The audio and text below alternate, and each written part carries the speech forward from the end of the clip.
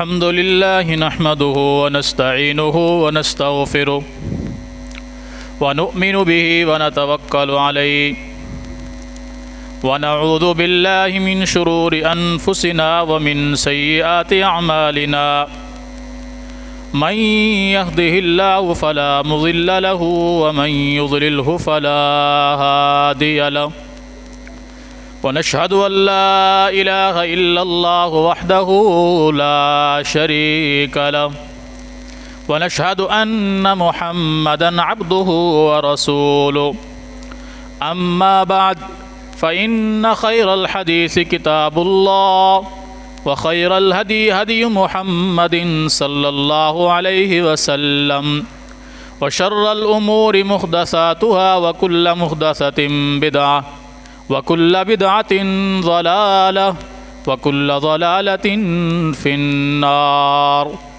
يا أيها الذين آمنوا اتقوا الله حق تقاته ولا تموتن إلا وأنتم مسلمون يا أيها الناس اتقوا ربكم الذي خلقكم من نفس واحدة وخلق منها زوجها وبث منهما رجالا كثيرا ونساء واتقوا الله الذي تساءلون به والأرحام إن الله كان عليكم رقيبا يا أيها الذين آمنوا اتقوا الله وقولوا قولا سديدا يصلح لكم أعمالكم ويغفر لكم ذنوبكم ومن يطع الله ورسوله فقد فاز فوزا عظيما أعوذ بالله السميع العليم من الشيطان الرجيم من همزه ونفخه ونفثه بسم الله الرحمن الرحيم يا أيها الذين آمنوا إذا قمتم إلى الصلاة فاغسلوا وجوهكم وأيديكم إلى المرافق وامسحوا برؤوسكم وأرجلكم إلى الكعبين وإن كنتم جنبا فاطهروا وإن كنتم مرضى أو على سفر أو جاء أحد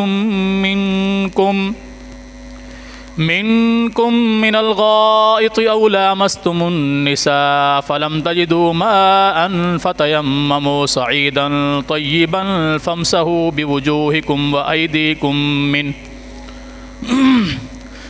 اللهم صل على محمد وعلى آل محمد كما صليت على إبراهيم وعلى آل إبراهيم إنك حميد مجيد اللهم بارك على محمد وعلى آل محمد كما باركت على إبراهيم وعلى آل إبراهيم إنك حميد مجيد رب اشرح لي صدري ويسر لي أمري واحلل عقدة من لساني يفقه قولي رب زدني علما اللهم انفعنا بما علمتنا وعلمنا ما ينفعنا وزدنا علما سبحانك لا علم لنا إلا ما علمتنا إنك أنت العليم الحكيم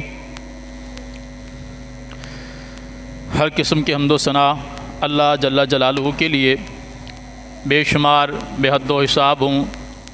درود و سلام امام الانبیاء امام الہدیٰ امام الاولین والآخرین جناب محمد الرسول اللہ صلی اللہ علیہ وآلہ وصحبہ وسلم کی ذات گرامی پر. آج کے جمعۃ المبارک سے طہارت، وضو اور اس کے بعد نماز کے مسائل کا سلسلہ انشاءاللہ العزیز شروع ہوگا. جس طرح کہ گزشتہ جمعہ میں نے گزارش کی تھی کہ آئندہ جمعہ سے ہم لوگ طہارت کے مسائل، وضو کے مسائل اور اس طرح نماز کے مسائل سنت رسول صلی اللہ علیہ وسلم کی روشنی میں سنیں گے تاکہ ہماری اصلاح ہو سکے. سورۃ المائدہ کی آیت نمبر 6 کا کچھ حصہ میں نے آپ کے سامنے تلاوت کیا ہے، جس میں اللہ رب العالمین ارشاد فرما رہا ہے کہ اے ایمان والو، جب تم نماز کے لیے کھڑے ہو تو اپنے چہروں کو دھو لیا کرو اور اپنے ہاتھوں کو بھی کوہنیوں تک اور اپنے سروں کا مسح کیا کرو اور اپنے پاؤں کو ٹخنوں تک دھو لیا کرو۔ اور اگر تم جنابت کی حالت میں پہنچ چکے ہو، یعنی تم میاں بیوی مل چکے ہو یا کسی کو جو احتلام ہو سکتا ہے کسی شکل میں، یعنی ناپاک ہو چکے ہو، تو پھر تم غسل کر لیا کرو۔ فطہروا کا معنی ہے کہ تم اچھے طریقے سے اپنے آپ کو پاک صاف کر لو، طہارت حاصل کر لو، غسل کر لو۔ پھر فرمایا کہ اگر ایسا ہو کہ تم لوگ سفر کے اندر ہو یا تم مریض ہو، ایسی بیماری کے اندر مبتلا ہو کہ جہاں پانی کے ہوتے ہوئے بھی تم پانی کا استعمال نہیں کر سکتے بیماری کی شدت کے بڑھنے کی وجہ سے، یا تم سفر کے اندر ہو اور تمہارے پاس پانی اتنا ہے کہ تم اگر اسے نہانے یا وضو میں استعمال کر لو گے تو تمہارے پاس پینے کے لیے نہیں بچے گا، اور تمہیں اس کے علاوہ بھی کہیں سے کوئی پانی میسر نہ ہو، تو پھر تم پاک مٹی کے ساتھ تیمم کر لیا کرو۔ اس پاک مٹی سے اپنے چہرے کے اوپر ہاتھ پھیر لیا کرو اور اپنے ہاتھوں کے اوپر ہاتھ پھیر لیا کرو، بس یہ تمہارا تیمم ہو جائے گا۔ یہ مختصر معنی مفہوم ہے اس آیت کریمہ کا، اور اس طرح کی آیت مبارکہ سورہ النساء کے اندر 5ویں پارے کے اندر بھی بیان ہو چکی ہے، وہاں پر بھی یہی حکم اس کا موجود ہے۔ ہم آتے ہیں سب سے پہلے طہارت کی طرف، کہ جب کبھی انسان قضائے حاجت کے لیے جائے تو سب سے پہلے اسے چاہیے کہ وہ طہارت حاصل کرے، یعنی استنجا کرے، اور اچھے طریقے سے استنجا کرے۔ اور طہارت یعنی قضائے حاجت کرتے وقت اسے چاہیے کہ وہ اپنے جسم کو اور اپنے کپڑوں کو گندگی سے، ناپاکی سے محفوظ رکھے۔ یہ کوئی معمولی بات نہیں ہے کہ ہم لوگ اس بات کا احتیاط نہیں کرتے، اس کی طرف توجہ نہیں کرتے۔ یہ بڑی ہلاکت والی شے ہے، بہت ہلاکت والی شے۔ جو شخص قضائے حاجت کرتے وقت یا پیشاب کرتے وقت اپنے جسم یا اپنے کپڑوں کو پیشاب کے چھینٹوں سے نہیں بچاتا، در حقیقت یہ شخص اپنے آپ کو ہلاکت میں ڈال رہا ہے۔ تو اس شخص کے بارے میں کیا خیال ہے جو استنجا کرتا ہی نہ ہو؟ پھر یہ تو وہ شخص ہے نا کہ جو بعد میں استنجا بھی کرتا ہے، لیکن چونکہ قضائے حاجت کرتے وقت یا پیشاب کرتے وقت چھینٹے اس کے جسم پر چلے گئے تھے اور اس نے احتیاط نہیں کی، اس پر توجہ نہیں کی، یہ اس کے لیے ہلاکت ہے۔ تو جو استنجا ہی نہیں کرتا، عموماً آپ نے دیکھا ہوگا عموماً کہ جہاں کہیں ہمیں پیشاب کی حاجت پیش آتی ہے، ہم اکثر دیکھتے ہیں کسی جھاڑی کی اوٹ میں، کسی دیوار کی اوٹ میں، کسی گاڑی کی اوٹ میں، کہیں پر بھی آپ دیکھیں گے کہ مسلمان ہی ہوگا، اپنے آپ کو مسلمان کہلانے والا ہوگا، وہ پیشاب کرنے بیٹھ جائے گا، بس پیشاب کر لے گا، اس کے بعد کھڑے ہو کر شلوار پہنتا وہ گیا، کوئی اسے ضرورت نہیں ہے استنجا کی۔ تو آپ اندازہ لگائیں کہ یہ کتنی بڑی ہلاکت کے اندر جا رہا ہے۔ تو یہ میری بھی ذمہ داری بنتی ہے، آپ کی بھی ذمہ داری بنتی ہے، جب ہمیں مسئلے کا علم ہو جائے ہم خود بھی اس پر عمل کریں، اور اگر ہم کسی کو ایسا کرتے ہوئے دیکھیں اسے بھی تنبیہ کریں، اسے بھی سمجھائیں، کیونکہ دین صرف علماء کی ذمہ داری نہیں ہے، علم کو آگے پہنچانا صرف علماء کی ذمہ داری نہیں ہے، بلکہ جس کو جس مسئلے کا علم ہو جائے اسے چاہیے وہ اس مسئلے کو دوسرے تک پہنچائے تاکہ اس کی اصلاح ہو جائے۔ اور اگر وہ نہیں پہنچائے گا مسئلے کو جانتے ہوئے بھی تو یہ بخیل ہی ہے، اور یہ اللہ کے ہاں قیامت کے دن مجرم ہوگا۔ تو اس لیے جتنے مسائل کا علم آپ احباب کو ہو جائے تو آپ کی بھی ذمہ داری بنتی ہے کہ آپ ان مسائل کو آگے بیان کریں۔ ممکن ہے وہ ہمارا کوئی قریبی ہو، ہمارا کوئی دوست ہو، یا کوئی دور کا ہو، یا کوئی انجان ہو، وہ اس مرض کے اندر مبتلا ہو، اور ہماری اصلاح کرنے سے اس کی اصلاح ہو جائے اور وہ گناہ سے بچ جائے۔ رسول اللہ صلی اللہ علیہ وسلم، صحیح مسلم کے اندر حدیث ہے، آپ سواری پر سوار تھے اور کچھ صحابہ کرام آپ کے ساتھ ہیں، آپ کا گزر قبرستان کے اندر سے ہوا، کچھ قبریں تھیں، وہاں سے آپ کا گزر ہوا، آپ سواری پر سوار تھے کہ اچانک آپ کی سواری جو ہے وہ ڈر گئی، جانور بدک گیا، جس سواری پر آپ سوار تھے وہ لڑکھڑانے لگا، ڈر اور خوف کھانے لگا۔ یہاں یہ مسئلہ بھی ذہن میں رکھے کہ میت کو جو قبر کے اندر عذاب ہو رہا ہوتا ہے، انسان اور جن کے علاوہ، اسے کہتے ہیں ثقلین، انسان اور جن، ان دونوں مخلوقوں کو کیا کہتے ہیں؟ ثقلین۔ ثقلین کے علاوہ، ثقل کا معنی کیا ہوتا ہے؟ بھاری، یعنی یہ بڑے سخت جان ہوتے ہیں، سخت دل ہوتے ہیں، جنات بھی بڑے سخت دل ہوتے ہیں، انسان بھی بڑا سخت دل ہے۔ قرآن کریم کے اندر اللہ نے فرمایا ثم قست قلوبکم من بعد ذلک فہی کالحجارۃ او اشد قسوۃ، حق آ جانے کے بعد تمہارا دل اتنا سخت ہو گیا گویا کہ وہ پتھر ہے، بلکہ پتھر سے بھی زیادہ سخت ہو گیا۔ تو ثقلین جن اور انسان کو، ان دو مخلوقوں کو کہا جاتا ہے۔ ثقلین کے علاوہ اللہ کی ہر مخلوق اس عذاب کو سنتی ہے اور اس سے خوف محسوس کرتی ہے۔ عموماً آپ نے دیکھا ہوگا، اور یہ مسئلہ میں کئی مرتبہ پہلے بھی بیان کر چکا ہوں، کہ قبرستان کے آس پاس کبھی کوئی جانور بندھا ہوا ہو، گاؤں دیہات کے اندر آپ دیکھیں، اچانک وہ جانور کھڑے کھڑے یوں بھاگنا شروع کرتا ہے کہ وہ اپنی رسی توڑانے کی کوشش کرتا ہے، جان چھڑانے کی کوشش کرتا ہے، بھاگنے کی کوشش کرتا ہے۔ کبھی آپ نے یہ محسوس کیا ہے کہ وہ ایسا کیوں کرتا ہے؟ وہ اس قبرستان کے اندر، کسی قبر کے اندر ہونے والے عذاب کو وہ سنتا ہے، محسوس کرتا ہے، جس کی وجہ سے وہ وہاں سے بھاگنے کی کوشش کرتا ہے۔ اور ہم سمجھتے ہیں پتہ نہیں کیا ہو گیا، کھڑا ہوا تھا، اچھا خاصا جانور چل رہا تھا، اچانک وہ رسی توڑا کے بھاگ گیا۔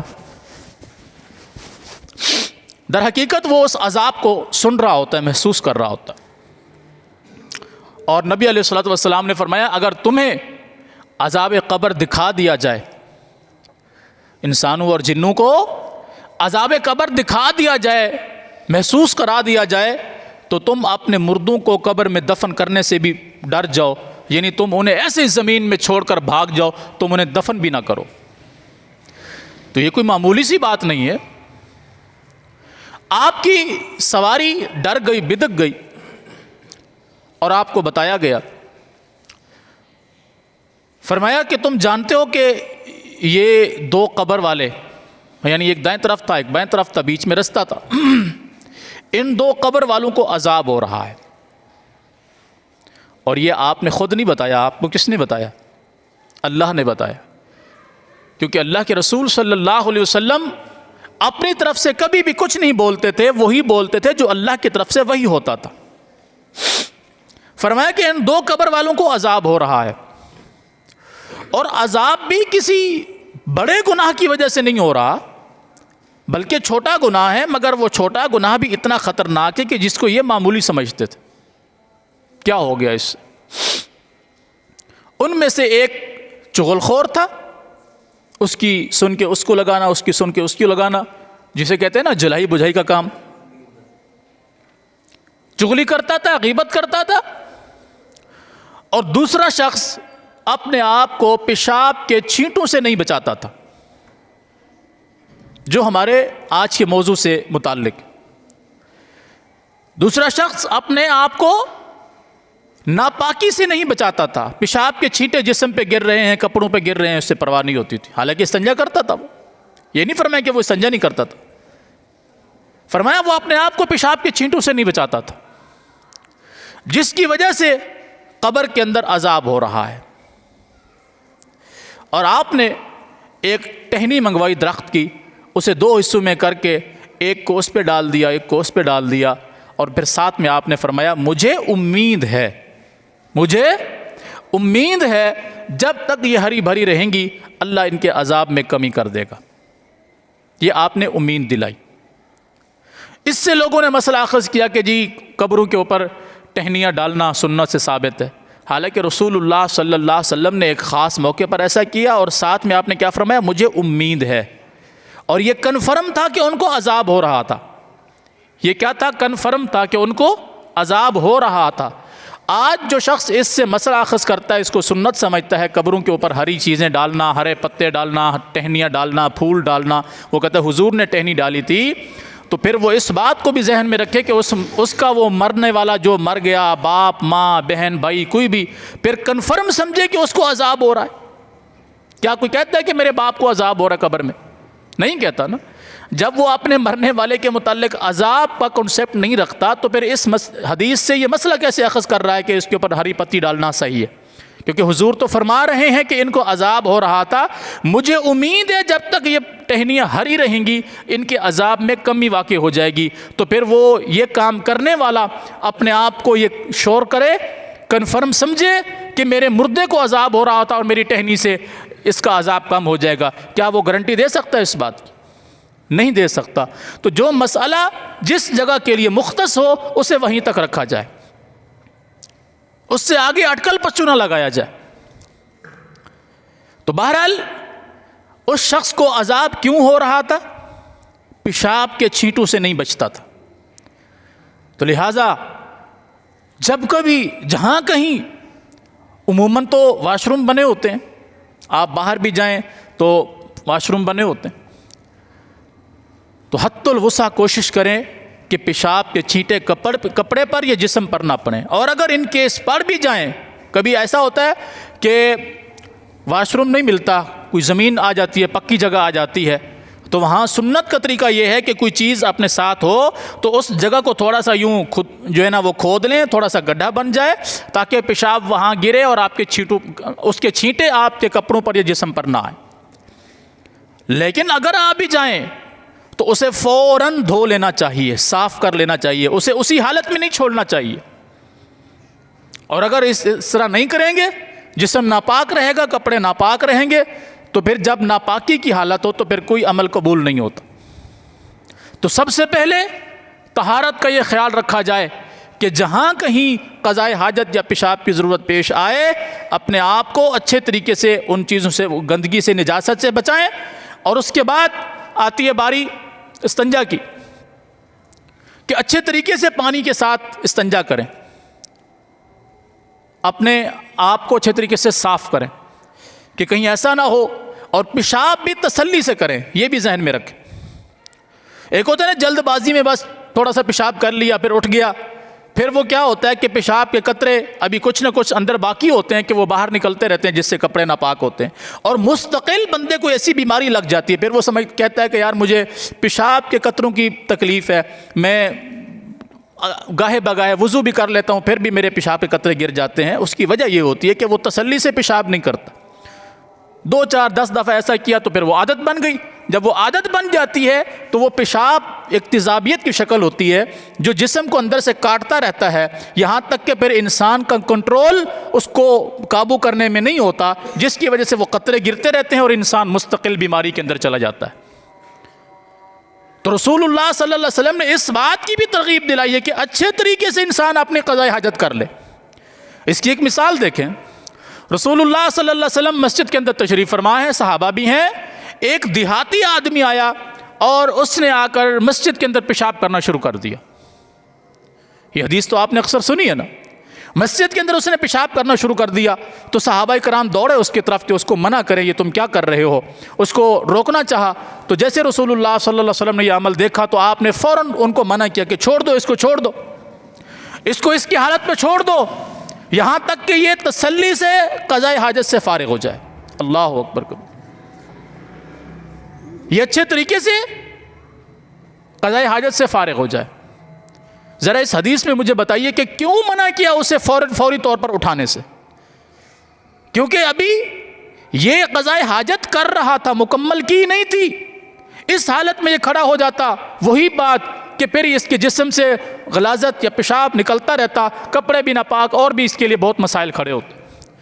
تو رسول اللہ صلی اللہ علیہ وسلم خود نبی نہیں ہے، بلکہ نبی کے ساتھ ساتھ آپ حکیم امت بھی ہیں، بہترین حکیم بھی ہیں۔ جب اس نے تسلی سے پیشاب کر لیا، وہ جانے لگا تو آپ نے اس کو بلایا اور صحابہ کو فرمایا کہ پانی کا ڈول لاؤ اور اس گندگی کے اوپر بہا دو۔ بھلا کبھی میں اور آپ عموماً تجربہ کر کے دیکھیں، ہم واش روم کے اندر جاتے ہیں، اس واش روم کے اندر پہلے سے گندگی موجود ہو تو ہم واش روم چھوڑ دیتے ہیں، دوسرا واش روم ڈھونڈتے ہیں. ایسا ہوتا ہے کہ نہیں؟ اور گالیاں بھی نکالتے ہیں، کون ایسا تھا ویسا تھا جس نے پیشاب کیا اور اس پہ اوپر پانی نہیں بہایا. اور یہ رسول خدا ہے صلی اللہ علیہ وسلم جو اپنے صحابہ کو فرما رہے ہیں کہ آپ پانی لاؤ، اس گندگی کے اوپر بہا دو. گندگی کسی اور نے کی، گندگی کسی اور نے کی، دھونے کا حکم اللہ کے رسول اپنے صحابہ کو دے رہے ہیں صلی اللہ علیہ وسلم. صحابہ اکرام نے بھی کسی نے نہیں کہا اللہ کے رسول گندگی اس نے کی ہے، ہم کیوں دھوئیں. آج کوئی کہہ دینا کہ بھائی کیا ہوا جی وہ واش روم خراب ہے تو آپ ایسا کرو 2 لوٹے بہا دو. یار میں کیوں بہاؤں؟ پیشاب فلانے نے کی ہے، میری ذمہ داری ہے میں اس کو دھوں. مسجد کے مولوی کی، مسجد کے خادم کی، مسجد کے مؤذن کی، مسجد کے ذمہ دار کی ذمہ داری ہے وہ واش روم کو دھوئے. میں واش روم میں جب دوں تو مجھے واش روم صاف ملنا چاہیے. کبھی یہ کام میں نے اپنے گھر پہ بھی کیا ہے؟ تو ایک یہ، دوسرا یہ بھی گزارش ہے کہ جو بندہ واش روم میں جاتا ہے اور وہ اپنا نمونہ چھوڑ آتا ہے تو اس سے بھی گزارش ہے کہ آپ اپنا اس نمونے کو دفع کر کے جائیں. آپ اپنی یہ نشانی دوسروں کے لیے نہ چھوڑیں. جو کچھ آپ نے کیا اپنے کیے پہ پانی ڈال کے جائیں. ہم کہتے ہیں نا اپنے کیے پہ مٹی ڈالو، تو اپنے کیے پہ پانی ڈال دیا کریں تاکہ آپ کے کیے کو کوئی دوسرا نہ دیکھے. یہ اخلاقاً جرم ہے کہ اس گندگی کو پڑے پڑے وہ خراب ہو جائے گی، سوکھ جائے گا، واش روم خراب ہو جائے گا، بدبو پھیل جائے گی. یہ بھی کوئی انسانیت کم از کم نہیں ہے. اور پانی موجود ہے. ویسے بھی تو آپ جب واش روم کے اندر جاتے ہیں تو نل کھولنا شروع کرتے ہیں، یہاں تک کہ 5 منٹ آپ واش روم میں بیٹھ رہے ہیں تو اللہ کا شکر ہے 5 منٹ تک نل کھلا رہتا. ویسے بھی تو آپ پانی ضائع کرتے ہیں نا، جبکہ نہیں کرنا چاہیے. تو جو کیا ہے اس پہ پانی بہا دیجئے تاکہ دوسرے کو تکلیف نہ ہو. تو رسول اللہ صلی اللہ علیہ وسلم نے اس کو فوری طور پہ پیشاب سے روکنے سے منع کر دیا. جب وہ فارغ ہو گیا اچھے طریقے سے، پھر آپ نے فرمایا اس پہ پانی بہا دو، اور اس کو آپ نے بلایا اور اسے سمجھایا کہ اللہ کا گھر جو ہے یہ پاک صاف رکھنے کے لیے ہوتا ہے، یہاں پیشاب اور پخانہ نہیں کیا جاتا. بڑے تحمل اور پیار سے اس کو سمجھایا. اور پتہ ہے اس نے کیا کہا؟ اس نے کہا آپ پر اللہ کی رحمت ہو اور آپ کے علاوہ کسی پر بھی نہ ہو. دیہاتی تھا، غصہ آ گیا کہ میں پیشاب کر رہا تھا اور مجھے لوگ ڈانٹنے کے لیے میری طرف بھاگے، اور اگر وہ مجھے ڈانٹ دیتے تو میں پیشاب نہ کر سکتا، میں قضاء حاجت نہ کر سکتا. اور دیکھیں اس نے مجھے سمجھایا. کس نے سمجھایا؟ رسول اللہ صلی اللہ علیہ وسلم نے پیار سے سمجھایا. تو اس کی زبان سے جو الفاظ نکلے وہ کیا تھے؟ اللہ آپ پر رحم کرے، آپ کے علاوہ کسی پر بھی رحم نہ کرے. آپ نے فرمایا نہیں ایسا نہیں کہتے، یعنی اسے اس بات سے بھی منع کر دیا کہ کسی ایک کے لیے رحم کی دعا نہ کرو، سب کے لیے کرو. لیکن اس حدیث سے مسئلہ کیا سمجھ میں آیا کہ قضاء حاجت اطمینان کے ساتھ انسان کرے، یہاں تک کہ وہ اس کا دل مطمئن ہو جائے کہ میں اب فارغ ہو گیا ہوں. پھر وہ اچھے طریقے سے استنجا کرے، اور استنجا کرتے وقت اسے چاہیے کہ وہ اچھے طریقے سے پانی کا استعمال کر کے اپنے جسم کو صاف کر لے.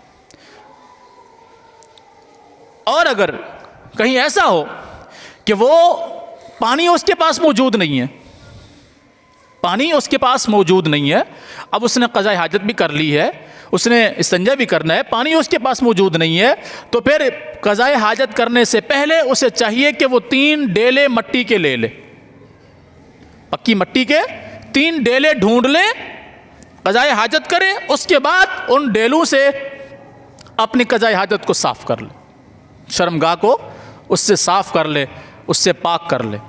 مٹی کیوں؟ مٹی اس لیے کہ اس کے اندر پانی کو جو ہے وہ چوسنے کی، سک کرنے کی طاقت ہوتی ہے، ہمت ہوتی ہے.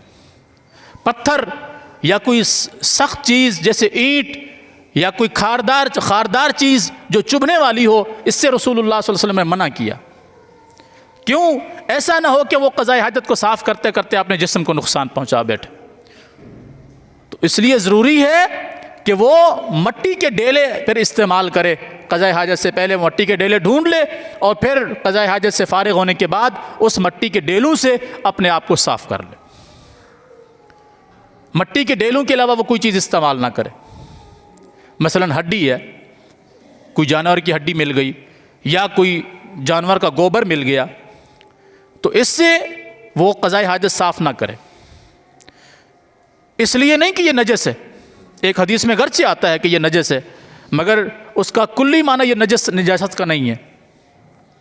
جنات نے رسول اللہ صلی اللہ علیہ وسلم سے شکایت کی، اللہ کے رسول صلی اللہ علیہ وسلم آپ کے صحابہ ہمیں تکلیف پہنچاتے ہیں۔ کیا تکلیف پہنچاتے ہیں؟ کہ وہ ہڈیوں یا گوبر سے بھی کبھی کبھی استنجا کر لیتے ہیں۔ تو آپ نے فرمایا اس سے کیا ہے؟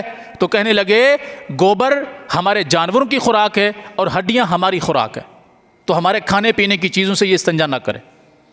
تو رسول اللہ صلی اللہ علیہ وسلم نے مٹی کے علاوہ استنجا کرنے سے منع کیا، وہ ہڈی ہو، وہ گوبر ہو، یا وہ سخت چیز اس لیے منع کیا کہ وہ چوسنے کی ہمت نہیں رکھتی، وہ صفائی نہیں کر سکتی۔ ہاں البتہ اگر وہ اس کے اندر کوئی کونا کھانچا نکلا ہوا ہوگا تو آپ کے جسم کو تکلیف پہنچائے گا، لیکن اگر وہ سخت کرنے کی ہمت رکھتی ہو، پانی کو چوسنے کی طاقت رکھتی ہو تو پھر بھلے استعمال کر لے، لیکن بچیں اس سے، کیونکہ مٹی وغیرہ جو ہے یہ تھوڑی سی کھر جاتی ہے، جس سے صفائی آسانی سے ہو سکتی ہے، طہارت آسانی کے ساتھ ہو سکتی ہے۔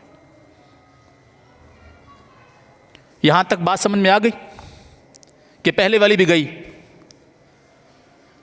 نمبر 1، طہارت اچھے طریقے سے کرے، وہ چھوٹے پیشاب کی حاجت ہو یا بڑے پیشاب کی، قضاء حاجت ہو یا پیشاب کی حاجت ہو، اچھے طریقے سے کریں یہاں تک کہ آپ کا دل مطمئن ہو جائے، نمبر 1۔ نمبر 2، پانی موجود ہو تو اچھے طریقے سے استنجا کریں یہاں تک کہ آپ اپنے آپ کو مطمئن کر لیں۔ نمبر 3، اگر پانی میسر نہ ہو تو پاک مٹی یعنی ڈیلوں سے اپنے آپ کو جو ہے صاف کر لے، اس سے پخانہ ہو یا پیشاب ہو اس کو اچھے طریقے سے صاف کر لے۔ نمبر 4، اپنے آپ کو قضاء حاجت ہو یا پیشاب اس کے چیٹوں سے بچائیں۔ تو وہ لوگ اس بات کو لازمی مد نظر رکھیں جو استنجا کرتے ہی نہیں ہیں، وہ سمجھتے ہیں کیا ہو گیا اس سے۔ عموماً پر آپ ایسے لوگوں سے کہو نا کہ چلو نماز کا ٹائم ہے، وہ کہتے ہیں نہیں یار میرے کپڑے پاک نہیں ہیں۔ کیوں کپڑے پاک نہیں ہیں؟ بس یار وہ ایسا ہو گیا، بس وہ کپڑے پاک نہیں ہیں۔ صبح سے تو اٹھا، دوپہر کا ٹائم ہو گیا ہے، ظہر کا ٹائم ہو گیا ہے، ابھی تک تیرے کپڑے پاک نہیں ہیں، ابھی تک تیرا جسم پاک نہیں ہے۔ کوئی انسان کا بچہ ہے یا جانور کا بچہ ہے تو؟ صبح سے لے کے اب تک تو ناپاک ہے، تیرا جسم ناپاک ہے، تیرے کپڑے ناپاک ہے۔ انسان ہے یا جانور ہے تو؟ حالانکہ جانور بھی مکلف نہیں ہے، اس کے باوجود آپ دیکھیں اس جانور کو، وہ بھی پیشاب کرنے کے بعد اپنے جسم کو یوں ہلاتا ہے یہاں تک کہ اس کے پیشاب کے چھینٹے ختم ہو جائیں، اور تو اشرف المخلوقات ہے، انسان ہے، آدم علیہ السلام کی اولاد ہے، نبی کائنات صلی اللہ علیہ وسلم کی امت میں سے ہے، اور تیری حالت یہ ہے کہ تو کہتا ہے میرے کپڑے پاک نہیں ہیں، میرا جسم پاک نہیں۔ تیرا شمار کن لوگوں میں شامل ہوگا پھر؟ اور جو انسان ناپاک رہتا ہے یقین جانے اس کو بیماریاں گھیر لیتی ہیں، اس کو پریشانیاں گھیر لیتی ہیں، اس کو مصیبتیں گھیر لیتی ہیں، اور اس کا دل بے ایمان ہو جاتا ہے، طرح طرح کی بیماریاں اور مشکلات کے اندر اللہ اس کو ڈال دیتا ہے۔ کیوں؟ اس لیے کہ اللہ پاک ہے، پاک رہنے والوں کو پسند کرتا ہے۔ ان اللہ یحب التوابین ویحب المتطہرین، بے شک اللہ گناہوں سے توبہ کرنے والوں کو پسند کرتا ہے اور اپنے آپ کو پاک صاف کرنے والوں کو اللہ پسند کرتا ہے۔ اللہ نجاست کو پسند نہیں کرتا، گندگی کو پسند نہیں کرتا، گندے لوگوں کو پسند نہیں کرتا، گندگی کے اندر رہنے والوں کو پسند نہیں کرتا۔ یہاں ایک یہ مسئلہ بھی ذہن میں رکھیں کہ عموماً ہمارے ہاں پاک و ہند کے اندر عموماً جو پہنچی ہوئی سرکاریں ہوتی ہیں، پہنچی ہوئی سرکاریں، اللہ کا شکر ہے وہ 10 سال سے نہائی نہیں ہوتی،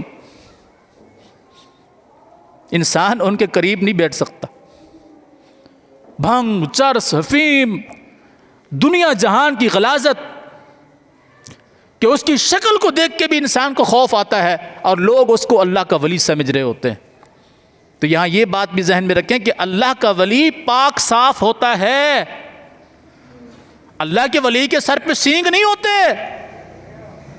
کہ لمبے لمبے بال ہو، اتنی بڑی پگڑی ہو، داڑھی کے اوپر گندگی لگی ہوئی ہو، جسم بالکل وہ غلاظت کے اندر اٹا ہوا ہو۔